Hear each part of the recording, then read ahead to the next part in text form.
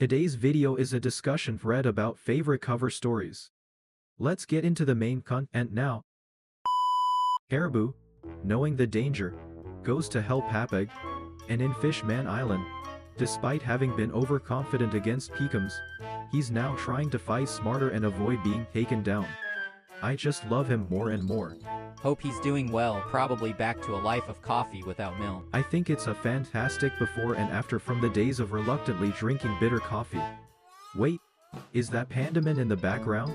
If Moda's parents, who appeared in the cover story, are alive, I think they could go shopping on an island where milk is sold. But I'm concerned about the welfare of the cows that appeared in this cover series. I realized later that the photo of Gibora at home in the Kathish series in the New World was actually a memorial picture. Grandma must have known from the beginning that he wasn't her real grandson. I wonder how she felt when she said, "You shouldn't fight anymore." Come to think of it, when did the Great Moon explosion happen relative to the start of the original story?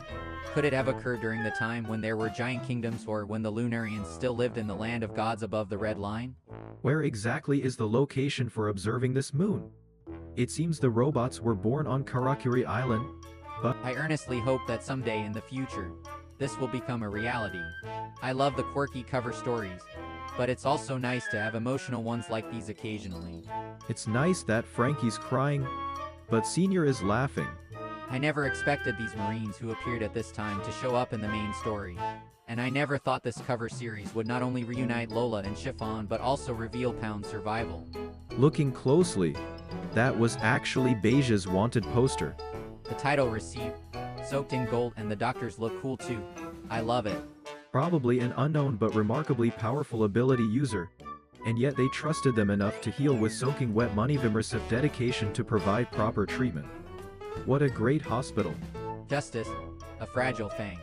I like the image of Full Boy, who had a strong impression of being a pretentious idiot who got beaten up by Sanji for being careless with his meal, becoming a Marine with a proper sense of justice, quietly taking attacks when hostages were taken. Later on, I also like seeing him as a lively idiot.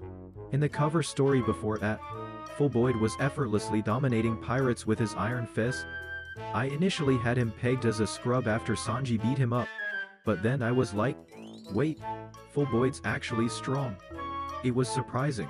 In the Kahishi series, when the grandma hands over the last meat pie to her grandson Caribou as he's being taken away, I thought it was touching how she let him keep the meat pie.